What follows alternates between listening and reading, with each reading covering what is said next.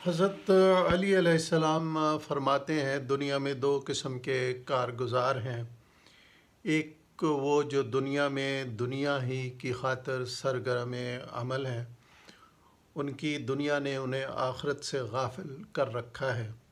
انہیں اپنے پسماندگان کی تنگ دستی کا تو اندیشہ ہے، مگر اپنی تنگ دستی سے بے خوف ہیں۔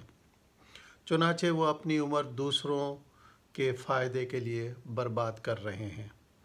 دوسرے جو دنیا میں آخرت کے لیے عمل کرتے ہیں، لہٰذا دنیا کا حصہ انہیں بغیر عمل کے ہاتھ آ جاتا ہے، چنانچہ وہ دونوں حصے دنیا و آخرت کے حصے ایک ساتھ سمیٹ لیتے ہیں اور پوری طرح دارین کے مالک ہو جاتے ہیں، جس کے نتیجہ میں اللہ کے یہاں ان کی قدر ہوتی ہے۔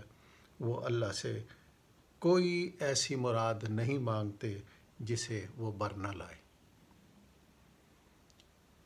مولا کائنات کے اس فرمان کی روشنی میں ہمیں اپنا تجزیہ کرنا چاہیے کہ ہم کس طرح کے کارگزار ہیں۔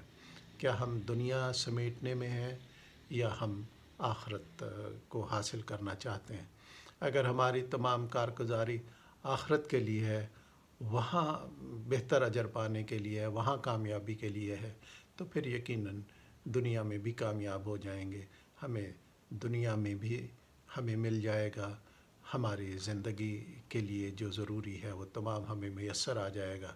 ہم دوسروں کے دست نگر نہیں ہوں گے، اور پھر یقیناً آخرت میں بھی ہمارا حصہ محفوظ ہوگا کہ جب ہم وہاں جائیں گے، حساب کتاب ہوگا، تو پھر یقیناً ہم فائدہ میں رہیں گے انشاءاللہ۔